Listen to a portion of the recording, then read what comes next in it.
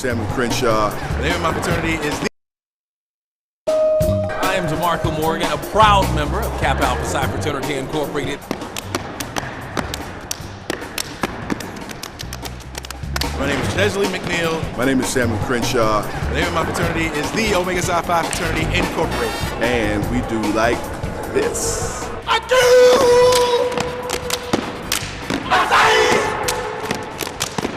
I'm Donna Lowry with Alpha Kappa Alpha Sorority Incorporated.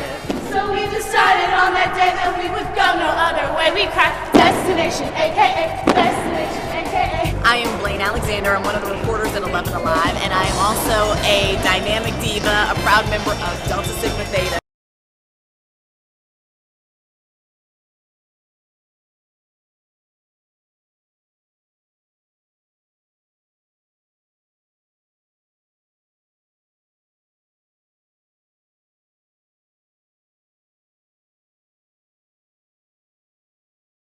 Dynamic diva, a proud member of Delta Sigma Theta, Sorority Incorporated.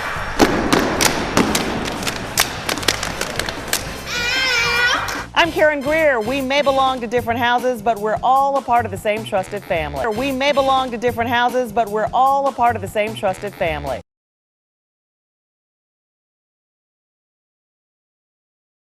11 Alive.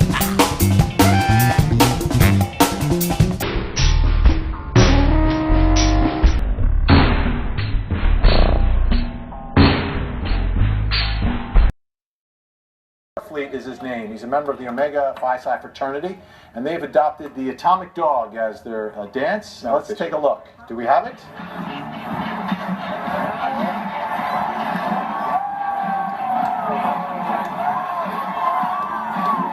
Turning on the crowd. Even though Michigan's 3 and 4, the crowd loves this guy. Yeah, but we have a member of the Omega Psi Phi. I've seen that dance. Yeah, it kind of looked like Chesley. I've seen you do No, that I dance, have right? tried to do it badly. Can you Do we have some music? do a little? Yeah, do we have some music? Let me tell you something. Every Omega man, if they hear that song, they can't help themselves.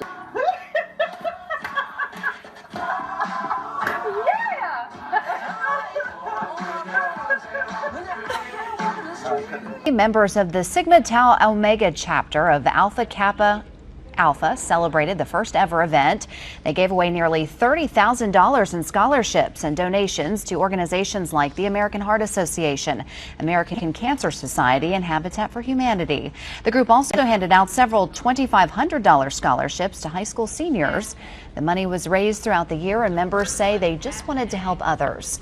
Our own Tisha Powell, an AKA member herself, served as MC. We've got some breaking news in a deadly double shooting near Richmond High School. Police have now identified the victim. Good evening, I'm Bill Fitzgerald. I'm Candace Burns. New tonight at 6, Shelby Brown is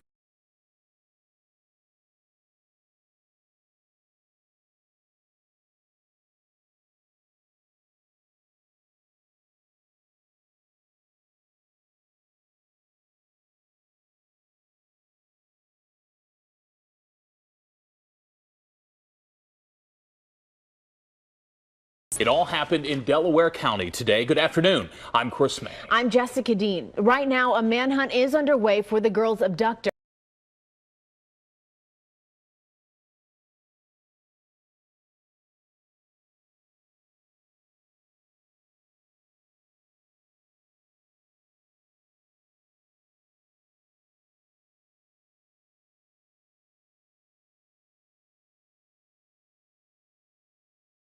We do know that Darren Haynes is successful tonight in sending a message. That is true. Please explain, I'm sir. wearing my gold boots. My frat brothers of Omega Psi Phi, we're celebrating 100 years today, and I told them I only get one chance. If it's 200 years, I don't think I'll be alive. No. So I'm wearing our gold boots, celebrating our manhood, scholarship, perseverance, and uplift. Very nice, sir. I know you don't understand, but congratulations for all 100 years. Just say be out. I'm sorry? Just say be out. Be out. Everybody else understands that.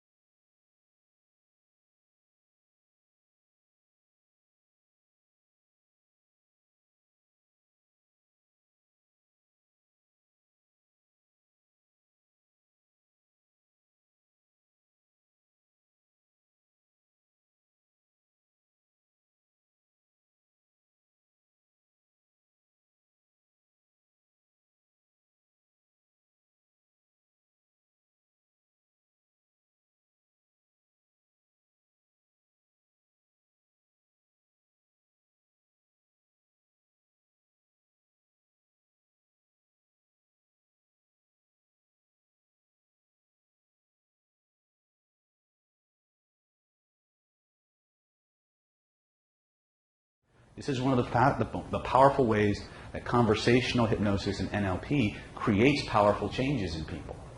Because a neurolinguistic programmer, somebody who understands how the brain actually processes information, can talk to you at one level and be activating you on another. Okay?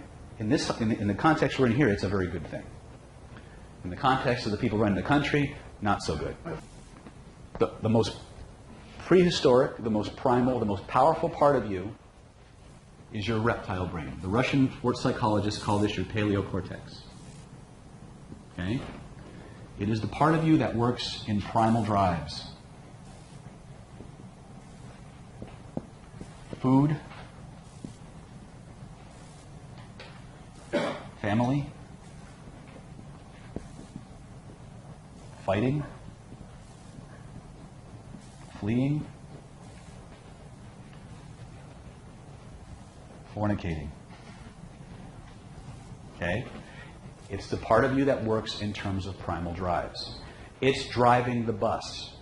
This is why every now and then you'll hear me make an off-color remark. It's not just because I want to be vulgar. It's because every time I stimulate the reptile brain, I get 20 more minutes of attention.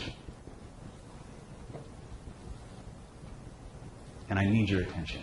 I need you to understand this, okay? Wrapped around your reptile brain is another layer. It's called your limbic system or your mammalian brain. This is your emotional brain. This is the part of you that generates feelings, right? There's a subset of lawyers in this country, some of whom I've trained, and they practice a system called reptile. And it's all based on how to speak and present to the reptile brain. And they are winning multi-million-dollar lawsuits using it. Okay? There's a whole field called neuromarketing, which is all about presenting information in a way that the reptile brain has to respond to. This is Dantalian Jones. Today I'm going to discuss how to use a simple technique called pacing and leading to influence and persuade. This will be one of your greatest tools of mind control. Let's begin by understanding what is the difference between a pace and a lead. A pace is a statement that is true, something all parties would agree to being true without dispute. All of the following statements are paces. You are watching a video. Your eyes are open. You're listening to my voice. So all these things are true and can't easily be argued, and as a result, they are accepted. When you state several things that are paces in a row, the mind of the subject gets into a pattern of accepting what is being said. That's the perfect time to introduce a lead or leading statement. A lead or leading statement is something that you want to be accepted by your subject. It's what you want them to accept without judgment, and it's something they could dispute. Now, here's the formula that I recommend. 3 pacing statements followed by a leading statement. You are attacking Hillary Clinton for the sexual past and indiscretions of her husband, calling her an enabler. We have a panel of independent voters. They are smart as heck, and most of them don't like it. They see it as a distraction. They see it as hypocritical coming from you, and mostly they see it as potential proof that you may have no real ideas to offer as president. What is your thinking on this line of attack? Well, this is a nice way to start off the interview. First of all, you should congratulate me for having won the race. I thought, at least it'd be a small congratulations, but I'm not surprised with CNN because that's the way they treat Trump. It's the, they call it the Clinton Network, and I believe that. Let's wait. Hold on, Mr. Trump. Right, I did congratulate you the last time we spoke. I said congratulations on winning the big race. Thank you what very are you much. going to do going forward? Well felt. But you made the no. Hold on. Let's get this off on the right foot. I'm trying to address what you're putting out as the headline. With a question. We haven't spoken. Last week, toward the end, I was essentially the nominee of the party. And you start off with this question, which is not surprising because Mr. Trump, I understand CNN perhaps a lot better than you do. Okay. Let's. You know what? You're right. Sometimes it's good to restart. Here's the restart.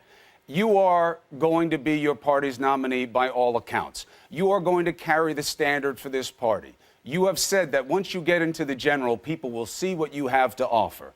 The first thing that you've come out with hot and heavy out of the box are these attacks on Hillary Clinton. That wasn't the first thing I've come out, but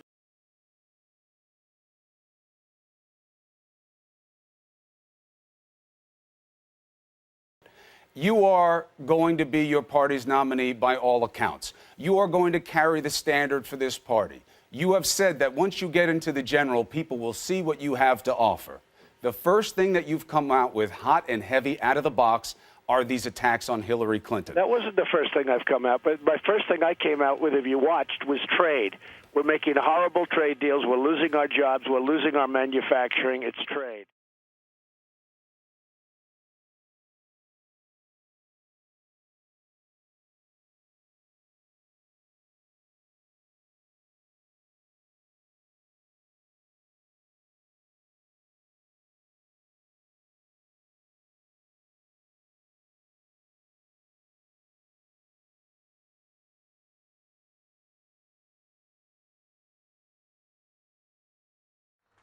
This is New York's #1 news. Channel 7 Eyewitness News. With Liz Cho and David Navarro. And Lee Goldberg with the exclusive AccuWeather forecast.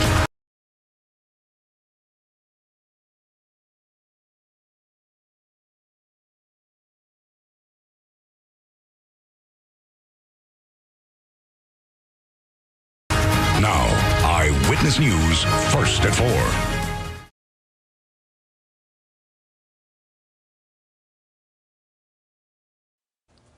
An 87-year-old Franklin Park resident got a surprise, a defamation lawsuit from the mayor of his village. His family now demanding answers. Good evening, everyone. At 11 o'clock, I'm Bill Ritter. And I'm Shirley Nelica in for Sade. The family of Louis Mata speaking to... Tonight, 20-year-old Zachary Hayes remains in police custody at a hospital in Madison, Wisconsin. He is charged with Chakowski's murder. Live in the newsroom, Audrina Begas, CBS 2 News. Interesting to see, and it's nice. Another nice feeling day. Another nice feeling day. All right, sounds good to me. Following a developing story in Manhattan, the search continues for a Columbia University student who's been missing for more than a week. Her family is coming together in a desperate attempt to find her. CBS 2's Magdalena Doris is live in Morningside Heights this morning with the latest. Magdalena. Good evening, I'm Cindy Hsu. A priest says it felt like a nightmare racing to the church as the intense fire destroyed more than a century of history in just a few hours. CBS 2's Brian Coneybear joins us live from Chelsea with more on this breaking news. Brian? Eyewitness News reporter Lucy Yang on the scene with breaking details. Lucy. Back here in our era, Mayor de Blasio is speaking for the first time today since federal and state prosecutors subpoenaed some of his top aides and advisors in a growing fundraising scandal. Only on CBS 2, a 12-year-old girl who's in the hospital is bringing out the softer side of a local fraternity house. CBS 2's Christine Lazar shows us how the college guys are helping to make her stay a little brighter. Storm punch this week. The latest system is lingering, sweeping in colder temperatures and getting local washes and riverbeds flowing. Shooting and killing that officer is also hospitalized tonight. That's where Fox 4's Mary Pulley is live right now with more on the investigation underway in the Kansas City, Missouri area. Mary?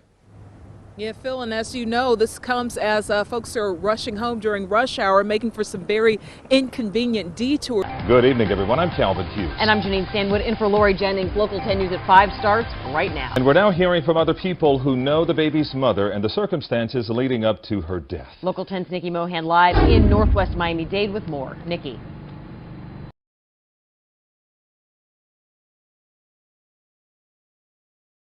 Surrounding Facebook, supposedly stopping conservative topics from its trending lists. ABC's Rebecca Jarvis is here. She's going to tell us more. Good morning, Rebecca. That's right, Robin. Good morning. And this is the CEO and founder of Facebook speaking out for the first time. It is Friday, and that means it's time for Hometown Tailgate. Let's go out to Mark, Kristen, and John at Booker T.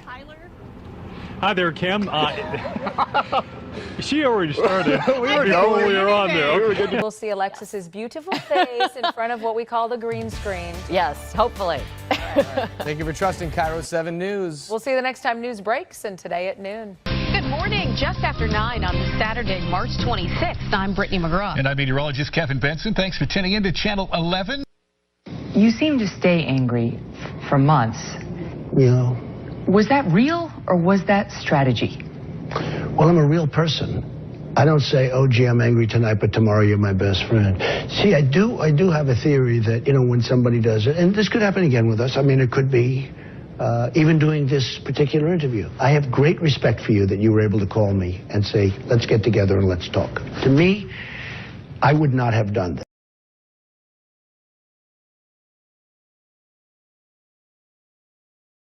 I'm tracking a drop in temperatures tonight, but eyes already on our next chance of snow. I'll show you where we have a winter storm watch already issued. She is not the only person killed from a tree branch falling in the same town. Hi, I'm Elizabeth Hopkins. But if you think every Fed meeting should be a live meeting, how come the 10-year is only at 1.7%? Because the market doesn't think that. Yeah. Christina, so you think they might have missed their window? Well, certainly it would have been optimal to move earlier. But having said that, it's not too late. Or David. However, even if you can explain those numbers to someone like Bill Gross, we're still dangerously on the precipice here of collapse.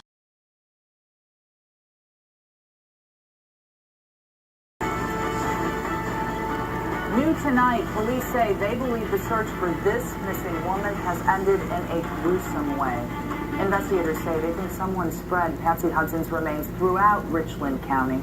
Thank you for joining us this evening. I'm Kristen Hartman. And I'm Jared. Work on a huge construction project at the University of Utah is on hold this afternoon following a surprising discovery this morning. Yeah, mystery. That surprise was buried several feet underground, a possible burial site. Begin tonight in Pike County, where search efforts today for a missing teenager led to the discovery of human remains. It was a gruesome discovery near a popular driving range. Tonight, Norwich police are asking for help in identifying the body of a young man whose remains were found recently. Well, I can tell you that a man's body was found around 6 o'clock, and I can tell you there is still a criminal investigation underway right now. We are at the corner of Kenwick Circle and Oxford Road, right in front of the Seminole County Library.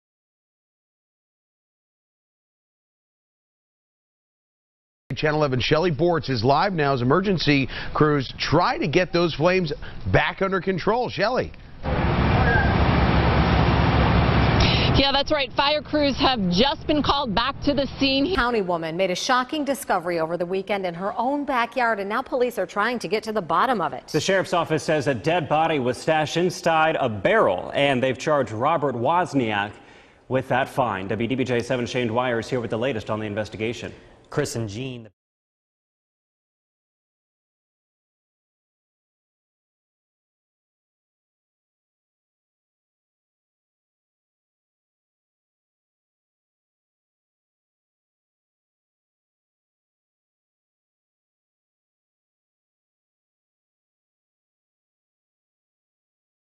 If you take the time to watch the hands of people on the news, in movies, on documentaries, on TV shows, etc., you will notice that they very subtly do these following hand signals.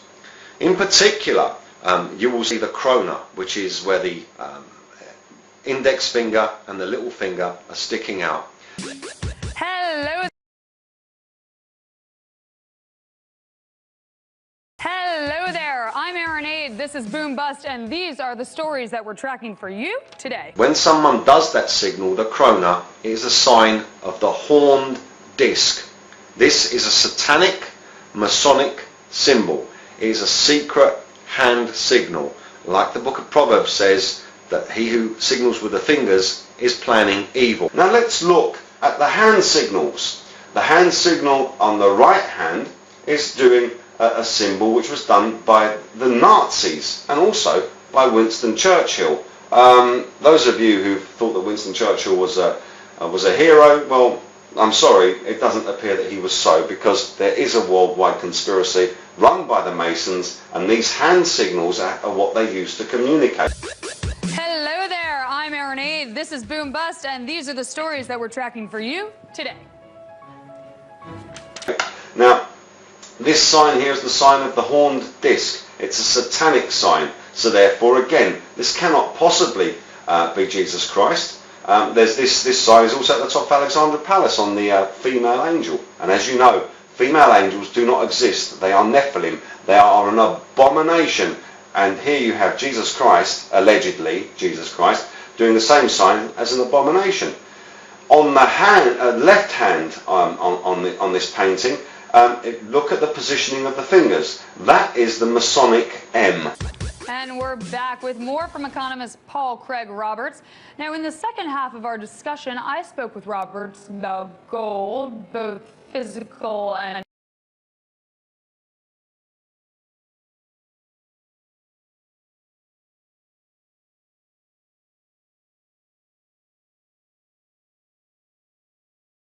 paper.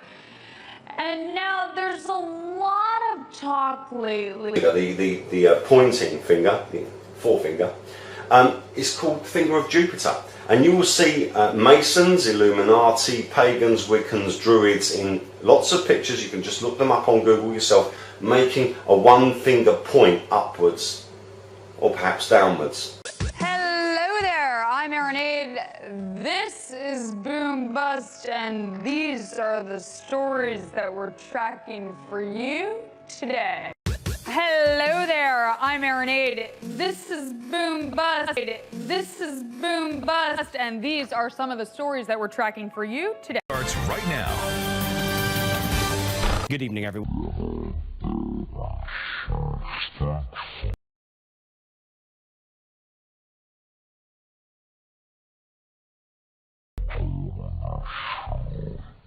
Leaving his fate to a three-judge panel, but under oath, Jenkins says his body might have committed these murders, but he says he simply cannot remember them. Now, leaving court today, we heard Jenkins say what he says are words from Egyptian gods, even hearing demands from Lucifer. First up, we're talking about debt. A defamation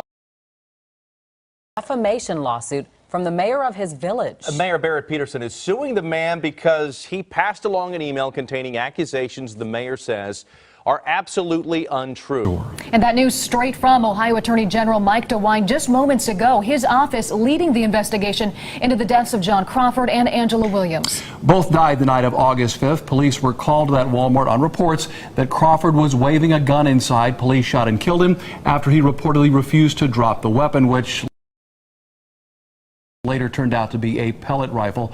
Williams died from a medical condition during the ordeal. And we have live team coverage for you of the late breaking details. We start with Brooke Moore in reaction from Crawford's family.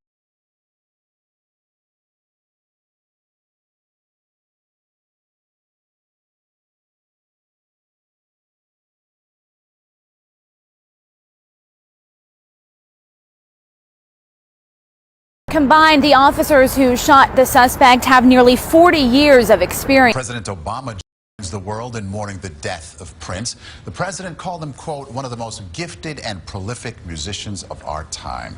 CBS 2's Jill Nicolini looks back at the career of a music legend. Rivers died this afternoon, surrounded by family and friends at Mount Sinai Hospital. She was rushed there last Thursday after going into cardiac arrest. Her throat. Good morning. Officers recovered bags of heroin and arrested 4 people overnight, all of whom had possession charges in the past. The NYPD told us it is investigating whether there is any connection between the 4 people and the drugs found at Hoffman's apartment. I just want to play this for you off of my phone. Like I said, it just came in. I'm going to play it for you twice, and you're going to have to possibly turn up your volume to listen. So let's try it first.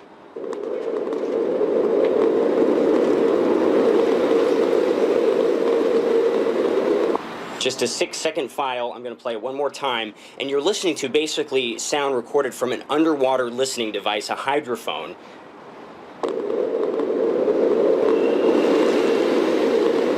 I've been telling you for 2 years that Islamic extremists are determined to kill you, and telling you for months that ISIS is coming for you. There's this one officer that you saw with me who is physically pushing people, the one here to the left with the gray hair, this officer right here, physically pushing people out of the way, one of the older officers. CNN's Don Lemon is joining us now live from Ferguson. What's the mood like, Ferguson? What's the mood like there, Don? Okay. I think we're about to be arrested because we're standing on the sidewalk and you said you want to... Move out of the way, sir! Move! I'm not going to resist a police officer, so I'm being pushed back by the police officer. You can see this is exactly what the citizens have been dealing with. What the citizens have been dealing with. What the citizens have been dealing with. So, we're going to... Anyway. Now you see why people are so upset here.